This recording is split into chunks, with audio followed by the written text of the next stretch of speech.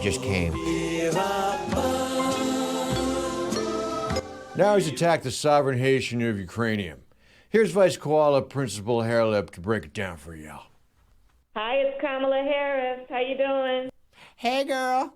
So Ukraine is a country in Europe. It exists next to another country called Russia. Russia is a bigger country. Russia decided to invade a smaller country called Ukraine. So basically, that's wrong. Okay, team, I'll let you get to work. Try to have it solved by the end of the weekend. Wait, sir, what's the plan? I just told you the plan. Fix it. Get it done. So the plan is there's no plan. Sir, you built a secret bunker, gathered people with very limited skills, and now expect them to fix the Russian invasion of Ukraine by the end of the weekend. That makes absolutely no sense whatsoever. Oh, shut up, Ben. With leadership like that, who needs to worry about what else is happening in the world? Right? Welcome back, beautiful and amazing human beings. This is Luke Radowski here of wearechange.org. And oh man, just when you thought things couldn't get any more tumultuous, any more insane, here we are today with some absolutely crazy news coming from the world stage that of course we're going to be breaking down in this video, as there are major bombshells worth considering, talking about, especially when it comes to the petrodollar and the financial situation that you are going to be left dealing with. Lots of military strikes, not just in Ukraine, but also in Iraq. And again, we're going to get into that, plus a lot more, all the latest news. But before we do, the clip that we played in the beginning of this broadcast is by the amazingly talented Kyle Dunningham in his latest series of Fresh Prez of DC, and his 12-minute video is absolutely incredible. We played a small portion of it in the beginning of this broadcast. If you want to watch the full video, definitely click the link down in the description below. He is definitely worth a subscription, and you should definitely watch this video after watching our video. Seriously though, comic genius. He should have millions of views, and at least during these difficult times, we have the possibility to laugh because of the comedy that he is releasing, and we're going to need to laugh a lot more, especially with how crazy things are getting, how crazier they will get, as of course what's coming our way is going to be overwhelming for a lot of individuals, as already Amazon, a major corporation in the United States, has decided that it will be relocating thousands of their employees from a major city area, Seattle, because of the surge of crime that has been going on in that heavily Democratic urban area that, according to Amazon, has endangered their staff to the point where they are literally relocating thousands of them to alternative office spaces away from the city. Amazon officially even saying, quote, "We are hopeful that conditions will improve and that we will be able to bring employees back to this location when it is safe to do so." And you could definitely expect big cities and major urban areas to only get more unsafe as time goes on, as of course it's becoming more and more expensive to live. The price of commodities have gone up, the price of food has gone up, the price of energy has gone up, and expect those prices to go even higher from here, especially with the failed policies from the Biden administration and, of course, many other big top-down centralized democratic policies and governments that are trying to control every aspect of your existence. The economy is being destroyed, the rich are becoming richer, the poor are becoming poorer. The more people that become poor, the more expensive life becomes, the more crime you could expect, and with inflation numbers as high as 10% officially. And if you live in an urban area, it might be time to consider some of your choices, as of course these are the official inflation numbers, as of course the unofficial numbers are probably a lot higher than this. But don't worry, this administration, this government that you are financing and paying for, where all the taxes, regulations, and rules that are literally siphoning away wealth to them, have this all under control. They are taking your money and they're buying TikTokers with it to blame everything on Russia. Yes, this major problem created by government is going to be solved with TikTokers now blaming everything on Russia. I am not kidding you, as of course the White House has just launched an official policy where they will be working with TikTok influencers, paying them tens of thousands of dollars to literally release their PR propaganda talking points in order to try to convince the young people of this country that inflation, the soaring gas prices are all on the hands of Russia and no one else. And even though they're partly responsible, sure, but that's extremely insignificant to what's been building and what we've been warning about for years now, especially when it comes to the disastrous policies instituted by this Biden administration that I would say deliberately crashed and destroyed your financial future. Your savings going away, being obliterated, your money that you worked so hard to achieve, to get, to gather, well, all of that is literally being eviscerated right in front of your eyes, as of course we have insane money printing, money borrowing, reckless spending on government policies that literally are financing TikTokers to release their propaganda talking points. And hey, as you're finding it harder and harder to make ends meet, as you're finding it more difficult to buy food for your family, to be able to eat, to be able to have a healthy lifestyle, at least you have TikToks like this that you paid for and financed. Look at the price of gas now! It's $7.55 a gallon! Hey, Putin, we're sending you a bill! Yeah, all of our sacrifices are definitely worth it for videos like that. And of course, the federal government is spending more of your money and planning to spend even more of it on reckless policies, foreign entanglements, disruption of global trade, all in the name of course, pushing their agenda. And hey, you don't like that? You have a problem with that? You see things a little bit differently? You like to call this out? Well, you're the problem. That's the point of view expressed by The View that literally called on the Department of Justice to go after news broadcasters like Tucker Carlson because he doesn't tote the official line of the Biden administration. Yes, mainline corporate media personalities from The View are asking the DOJ, the same DOJ that said that it would investigate parents at teacher-parent conferences, to probe and investigate and spy on media personalities who are calling out some of the problems that they're seeing in this world. Of course, that's not even going as far enough as Keith Olbermann just did, where he called for the detention of Tucker Carlson and former Congresswoman and servicewoman of the U.S. military, Tulsi Gabbard, to be arrested and tried by the military. This is some of the sensationalistic, hyperbolic, insane dribble from a man that the establishment is not calling out, is not telling to stop, is not saying your policies would literally destroy the fabric of freedoms in this country.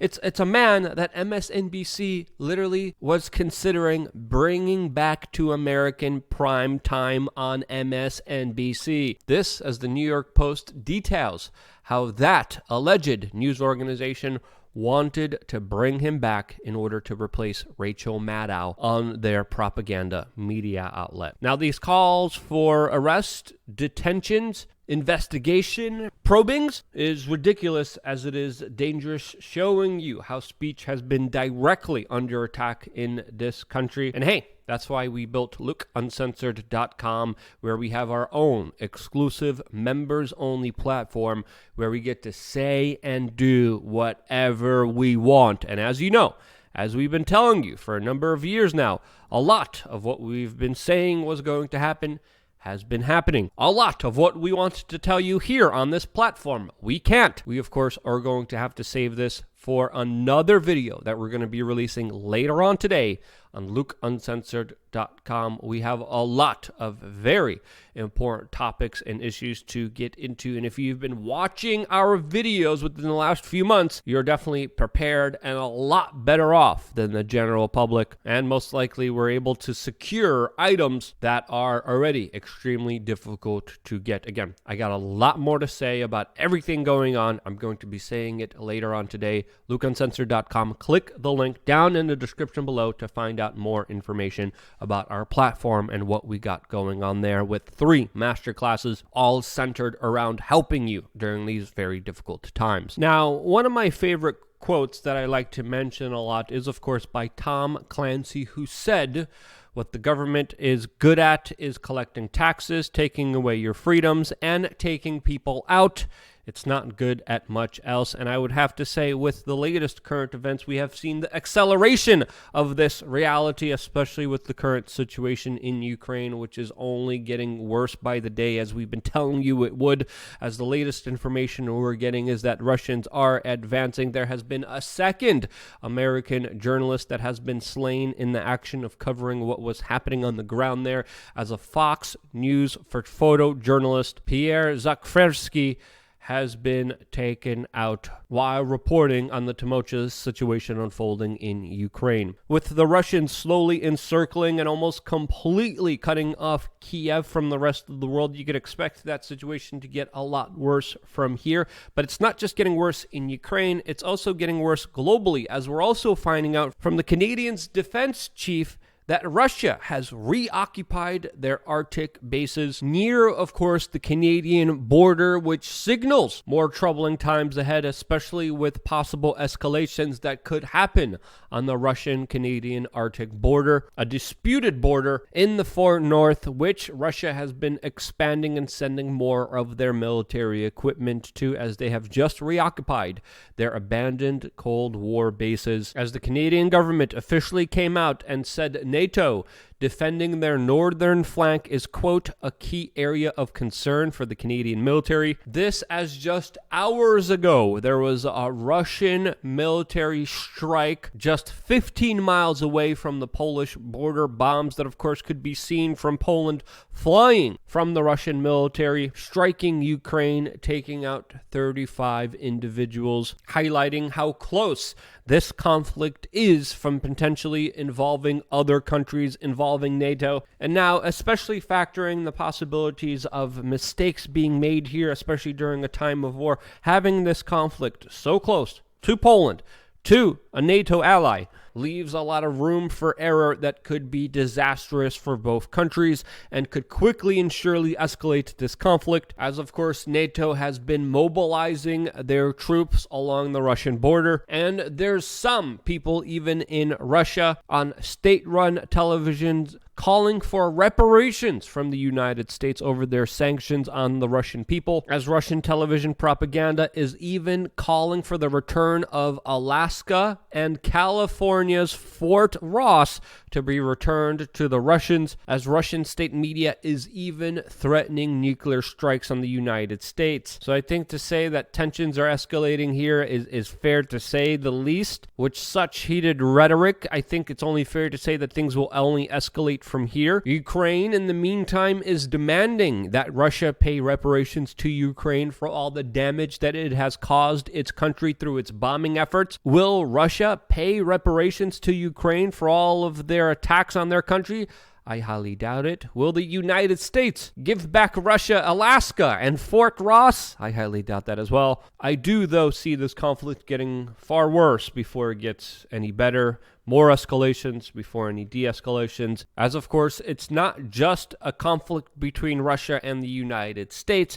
Other countries are also getting involved here, as we just detailed in yesterday's video, specifically when it comes to China, as we detailed how China was working with Saudi Arabia on oil refinery deals. Today we're finding out that Saudi Arabia is also considering accepting the Chinese currency yuan instead of the dollar to trade oil in. This would mean a major significant move against the U.S. petrodollar, which has significantly been losing power within the last few weeks. Saudi Arabia, the world's most biggest energy producer on the world stage, getting rid of the Henry Kissinger doctrine of selling oil on the U.S. dollar would be a huge, significant move. And with the way that things have been unfolding geopolitically, there's a potential for this to happen, as of course we're getting mainline corporate NBC News reports about how Saudi Arabia is not even returning a phone call to President Biden, and how the U.S. State Department is officially threatening and warning China against helping Russia during this conflict. This, as China has been becoming more vocal against the United States and what they call intervention in this conflict, as China has just released moments ago a video by their Ministry of Foreign Affairs detailing the, quote, U.S. serious violations of human rights. A little ironic that China's talking about the violations of human rights here, but geopolitically here, we have to understand that they are shaping the arguments for a very significant move here. They are laying the groundwork on the global stage, pushing for the decoupling of the East and the West, which, again, will be absolutely devastating for everyone involved. The U.S. petrodollar is not just one thing to look at. It is the pure existence of why the United States has global hegemony. That hegemony is being threatened, the ley lines are being set, the decoupling is in play, the conflict is escalating, not just in Ukraine, even in Iran, a country that now just claimed responsibility for a missile strike near a U.S. consulate in Iraq. And as we've been telling you, the war in Iraq has only emboldened Iran, made them more powerful, made them more influential in the region. This is a direct correlation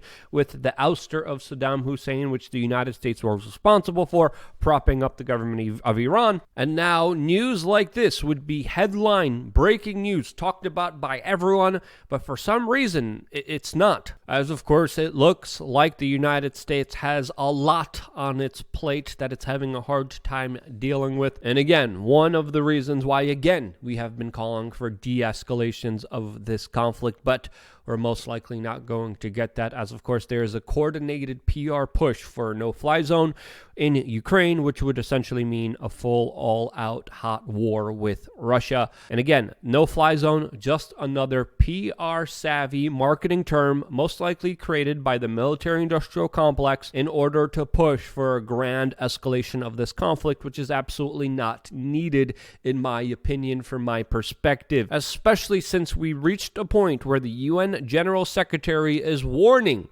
that a nuclear war is within the realm of possibility between Russia and the United States. Just even having this as a possibility should scare the utter crap out of everyone involved here, as of course, nuclear weapons, outdated, decades-old weapons, almost century-old weapons, especially since the first time they were used. The weaponry that the United States, that Russia has now, are far more powerful, far more superior, far more beyond even our comprehension to understand the severity of.